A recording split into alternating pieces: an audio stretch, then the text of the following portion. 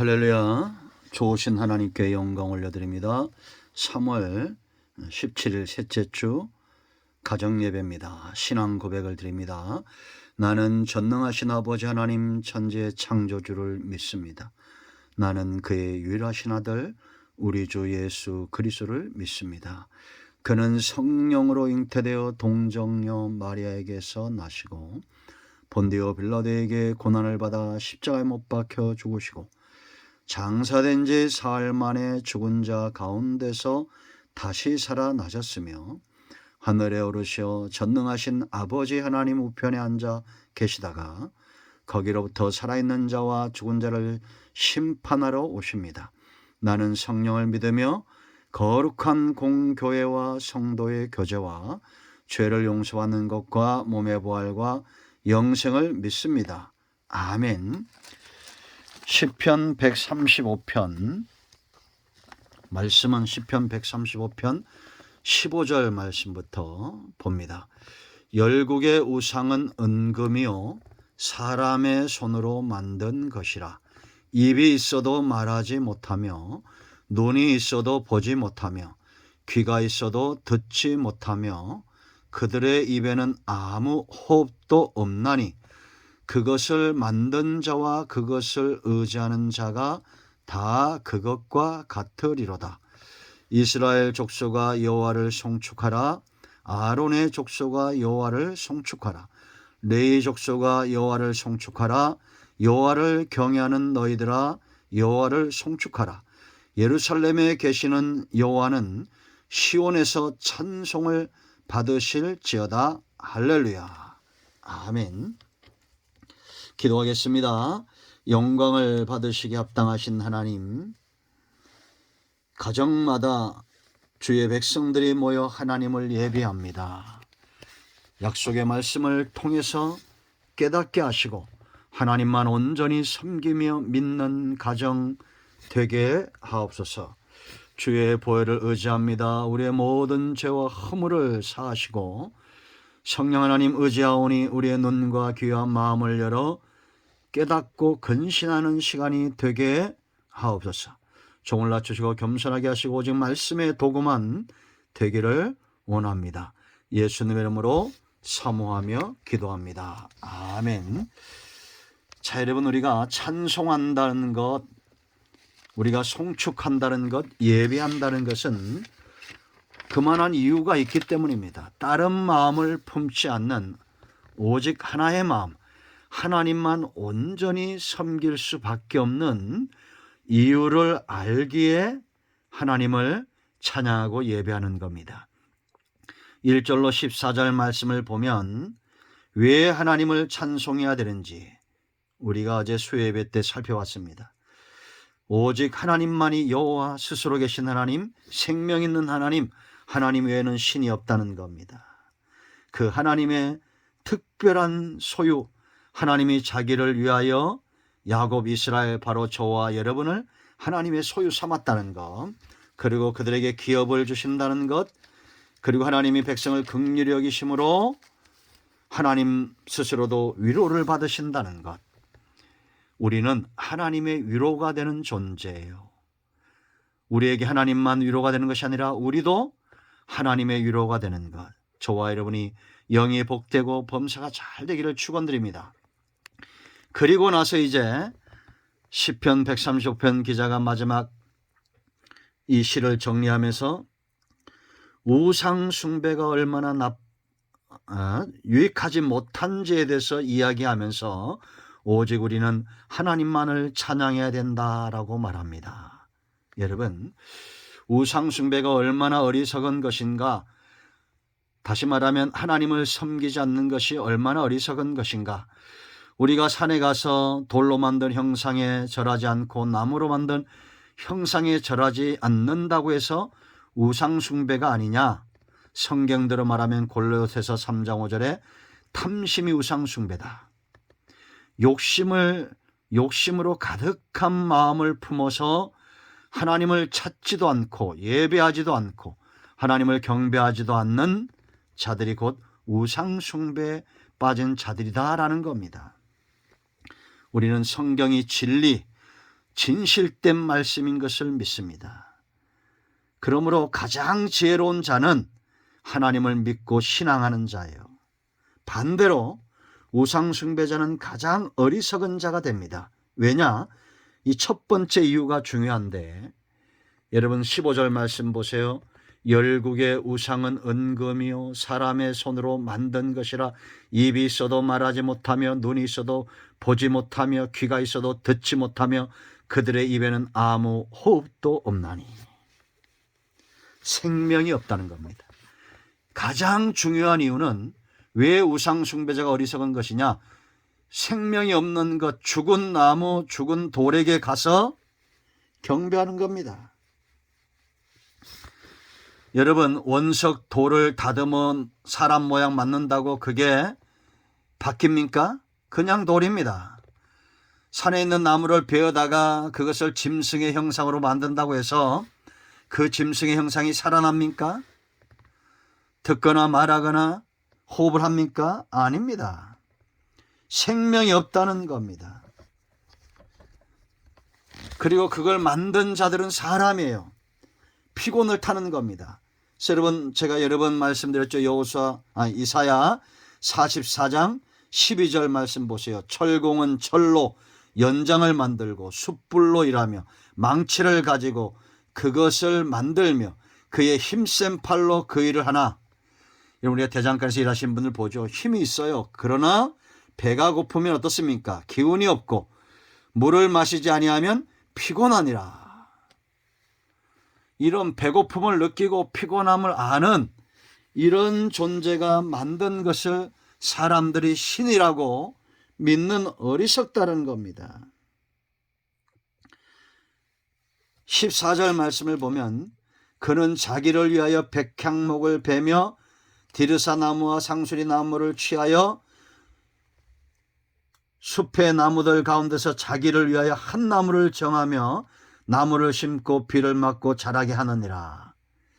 이 나무는 그 다음에 15절부터 17절까지 사람들이 가다가 땔감으로 삼기도 하고 불을 피워 떡을 굽기도 하고 그리고 나머지로는 신상을 만든다는 겁니다. 자기를 위하여 우상을 만든다는 거예요. 그러나 여러분, 하나님은 자기를 위하여 백성을 지었고 하나님을 찬송하도록 지음받은 존재다라고 제가 말씀드렸죠. 그 전장인 43장 21절 이 백성은 내가 나를 위하여 지었나니 나를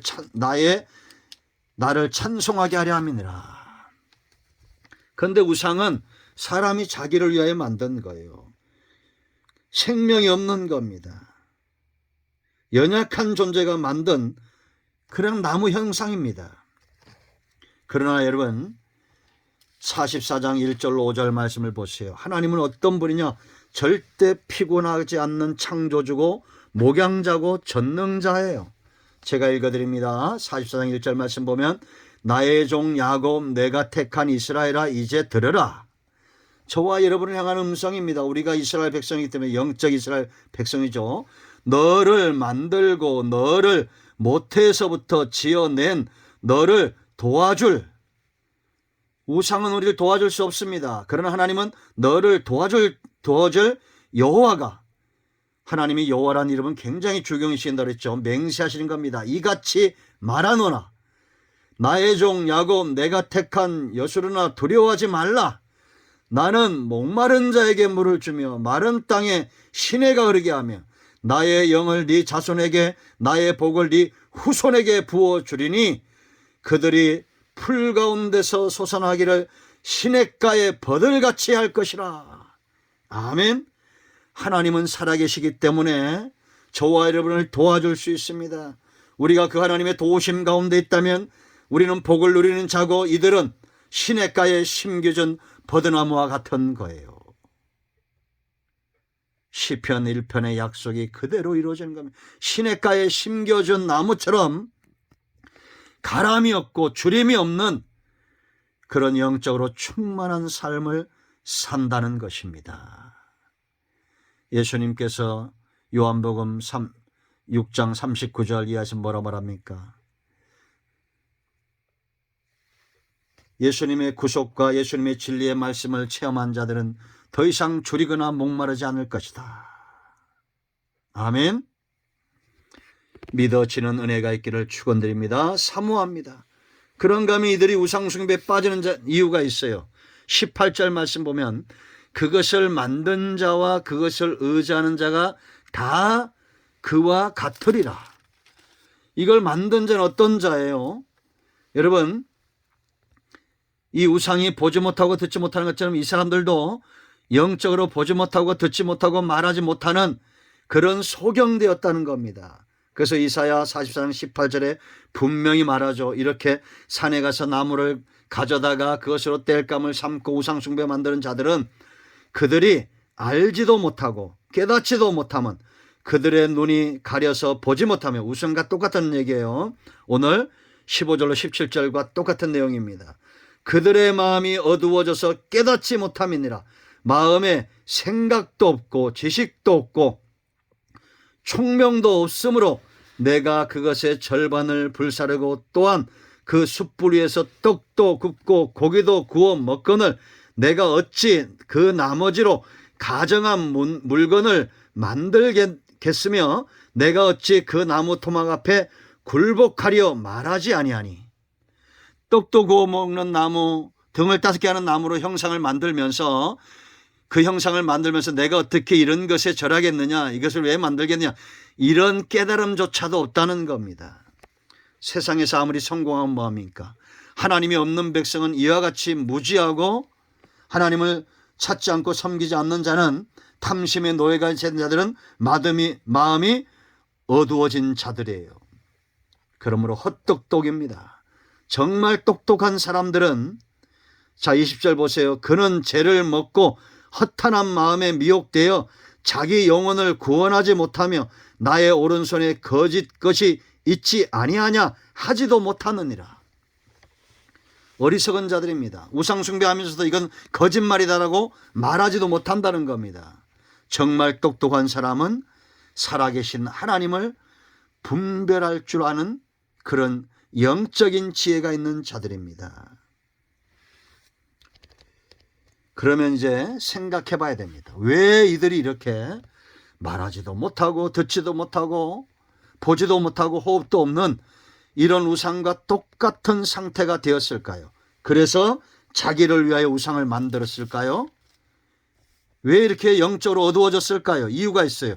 바로 두려움 때문입니다. 여러분 2절에서 나의 종 야곱 내가 택한 여수르나 두려워하지 말라 그랬죠. 8절 말씀도 보면 너희는 두려워하지 말며 겁내지 말라 내가 예로부터 너희에게 듣게 하지 아니하였느냐 알리지 아니하였느냐 너희는 나의 증인이라 나 외에는 신이 있겠느냐 과연 반석은 없나니 다른 신이 있음을 내가 알지 못하노라. 다른 신도 없는데 이들이 두려워서 우상을 만드는 겁니다. 삶에 대한 두려움, 대적에 대한 두려움, 건강에 대한 두려움. 그래서 여러분 우리가 복음적인 교회 외에 이단과 우상 숭배자들이 이 사탄이 사람들을 미혹하기 위해서 쓰는 방법이 뭐냐? 이 두려움을 이용하는 거예요.